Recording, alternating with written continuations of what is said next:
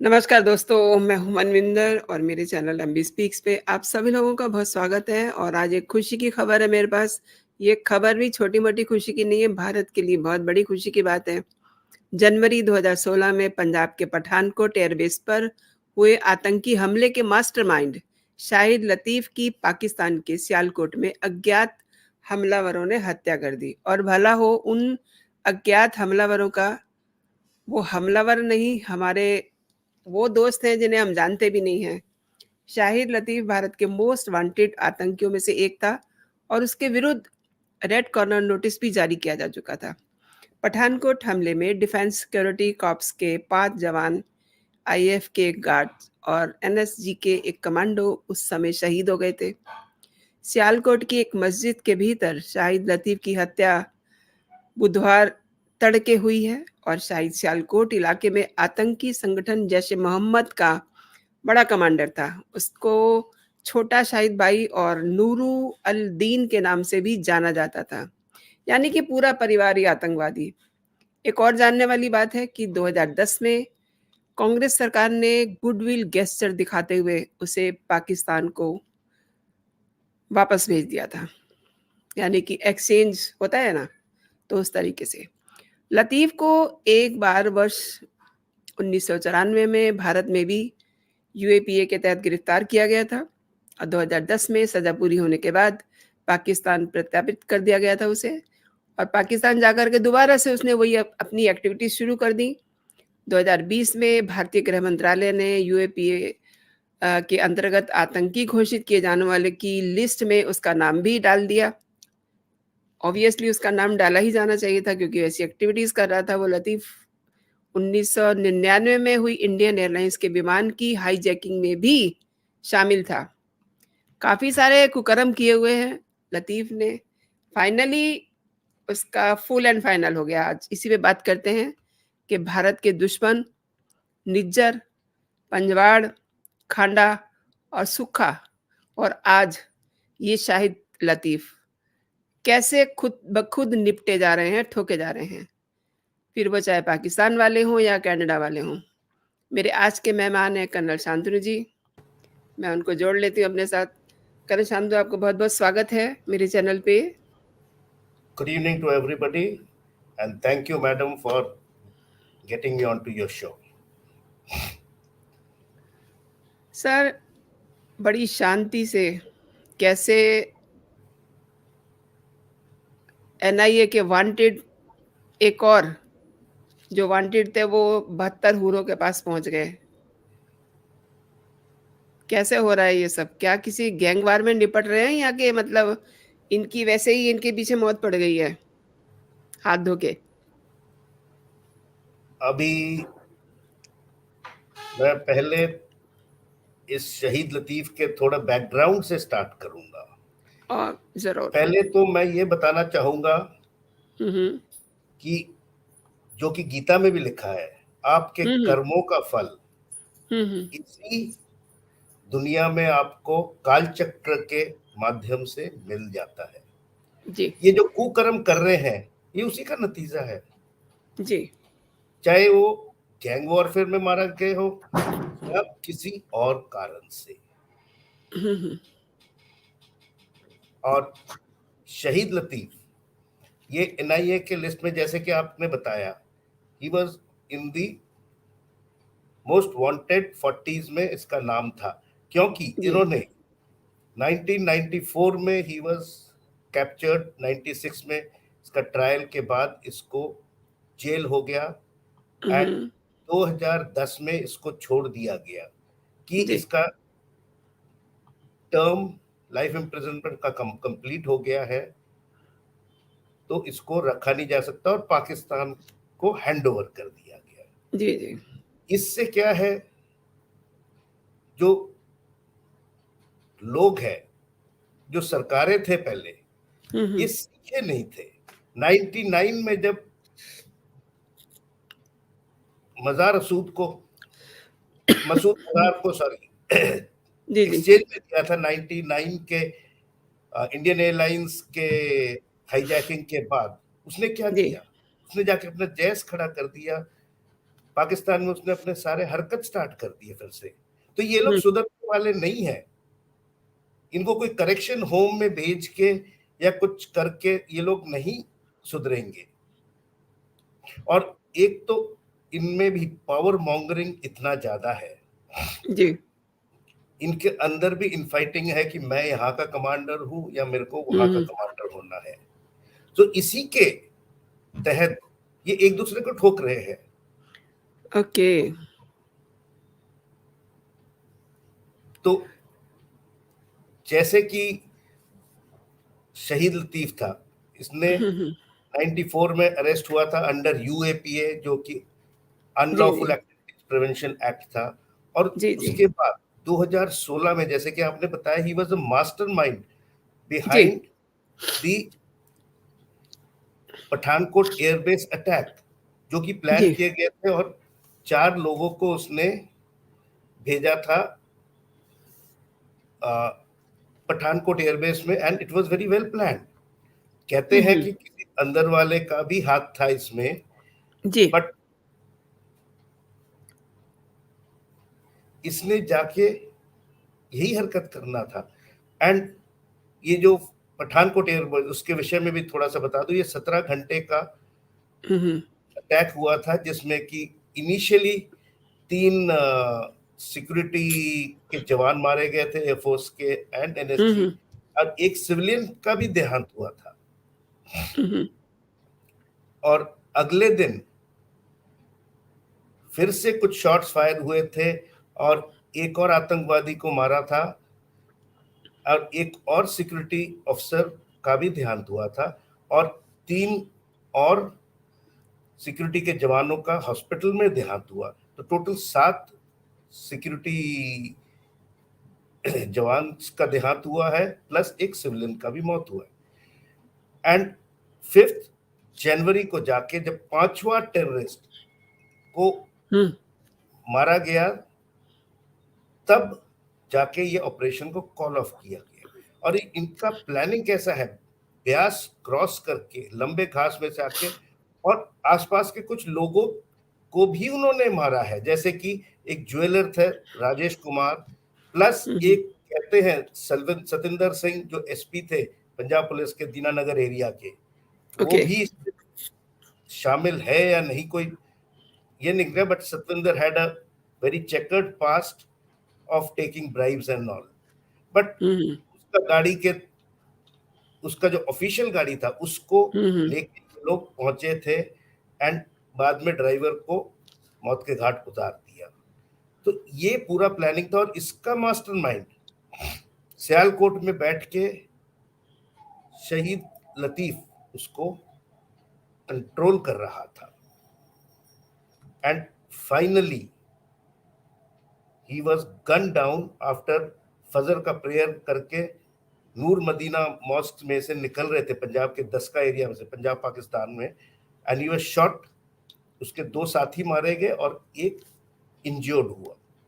तो ये तो थोड़ा बैकग्राउंड है। जी। जैसे कि आपने बताया गैंग वॉरफेयर, जैसे हुँ, हुँ।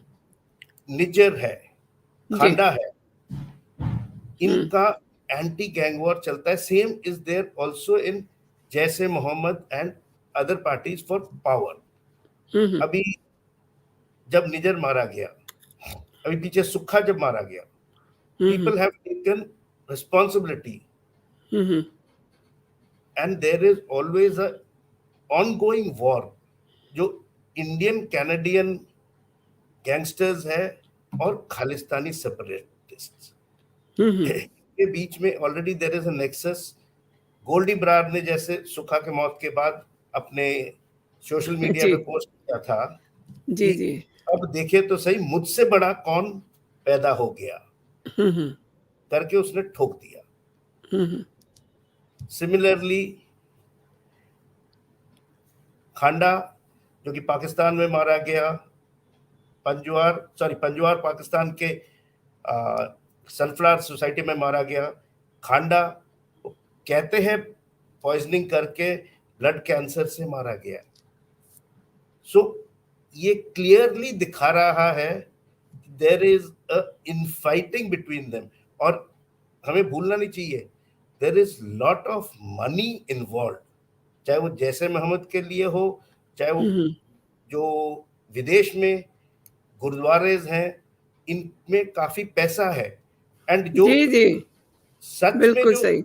सिख जेंटलमैन है, वो उस पैसे के पीछे नहीं जाते, वो गुरुद्वारे के श्रद्धा दिखाने जाते हैं। बट ये जो जनता है, इनको पैसा चाहिए because they have to carry out their terrorist activity.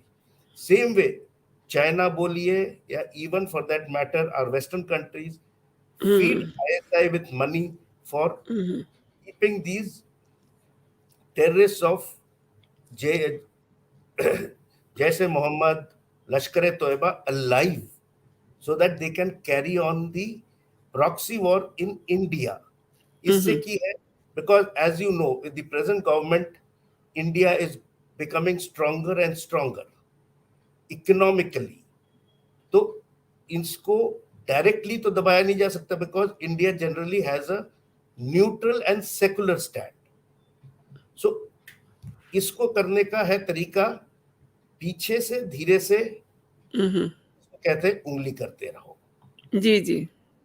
अभी जैसे कि निजर के डेथ में there is Chinese YouTuber and a journalist, they have said that ये चाइना ने किया है। चाइनीज सीसीपी का एक senior official had gone Seattle USA में, उनका मीटिंग हुआ है, एंड इन जो निजर को शूट डाउन किया है गुरुद्वारे के बाहर, ब्रिटिश कोलंबिया में जो गुरुद्वारा है, उन्होंने हम्म, इवन इंडियन एक्सेंट प्रैक्टिस करके गए थे।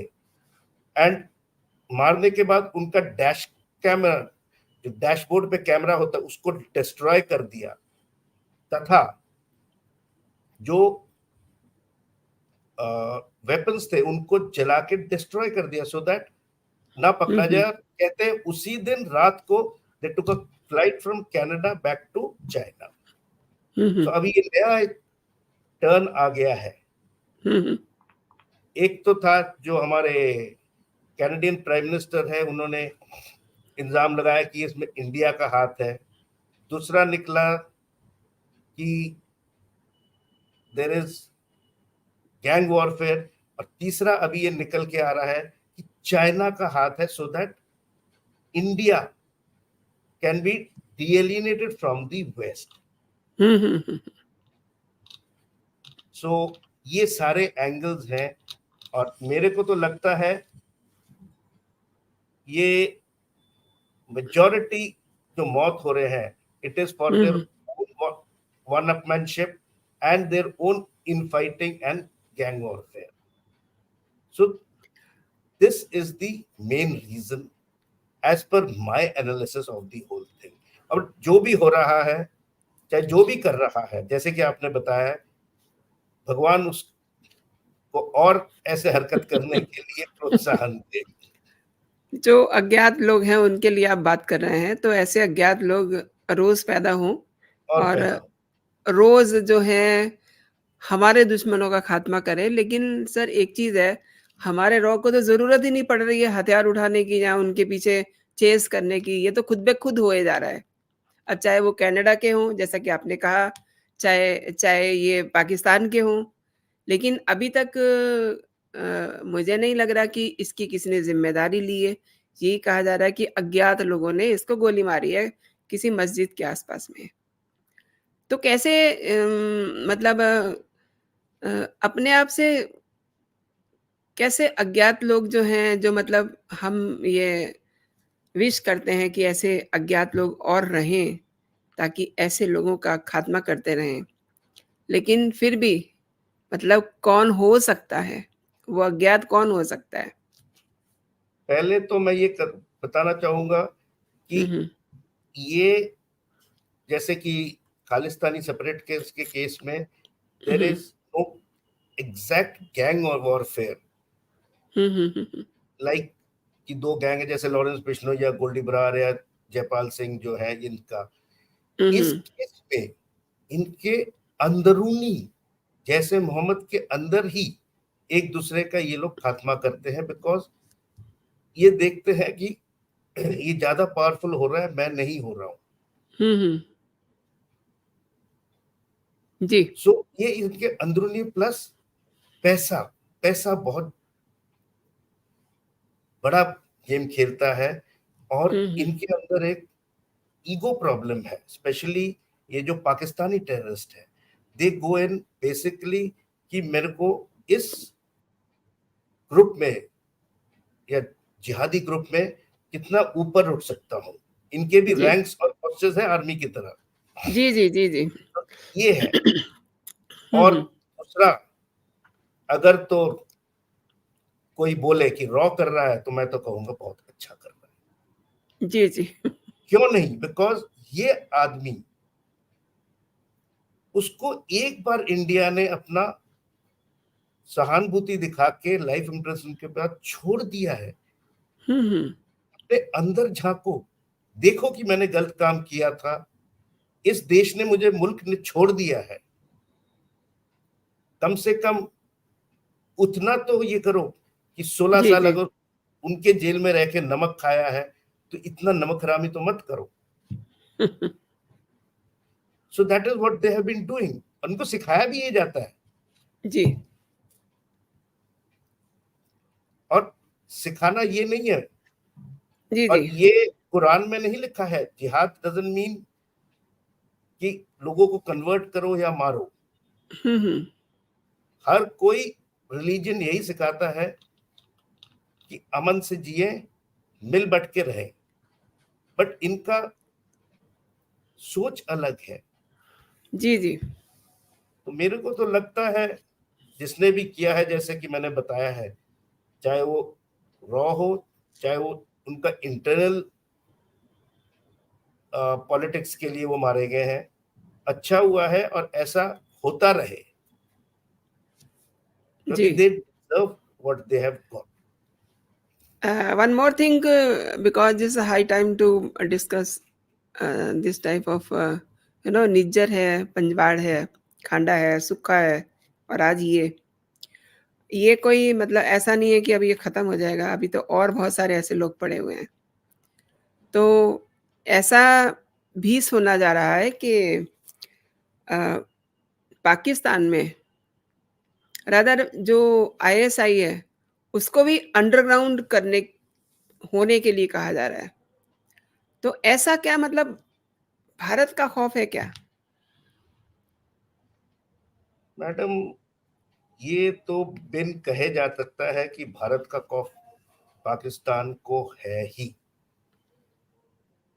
अभी जब इन्होंने पुलवामा किया था, इनको अंदर जाके सर्जिकल स्ट्राइक करके ठोक के आए। जी। उसके बाद फिर एयर स्ट्राइक किया गया इनके पिन पॉइंटेड लोकेशंस पे, और वेरी वेल कोऑर्डिनेटेड एक्टिविटी था ये। एयरक्राफ्ट्स बहुत जगहों से टेक ऑफ करके दे डिड दी बॉम्बिंग। और बट हमारे देश में जैसे है, ऑपोजिशन ने उसके लिए प्रूफ मांगा था, जिसपे समझ के मेरे को सोच के हंसी आती है। किसी अटैक का प्रूफ मांगा जाए कि उसके जी। फोटो खींच के हम सबको जी, दिखाया जी। जाए मिलिट्री एक्टिविटी। एंड पाकिस्तान अभी इतना टूट गया है, और इस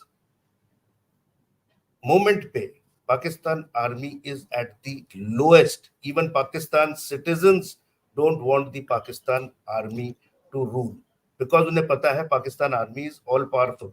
किसी भी टाइम नवाज शरीफ को पकड़ लेते हैं, किसी भी टाइम शहबाज शरीफ को, इमरान खान को, मतलब दे आर प्लेइंग गेम्स। उन्होंने पूरा खिचड़ी बना रखा। अब लोग उनसे तंग आ गए हैं।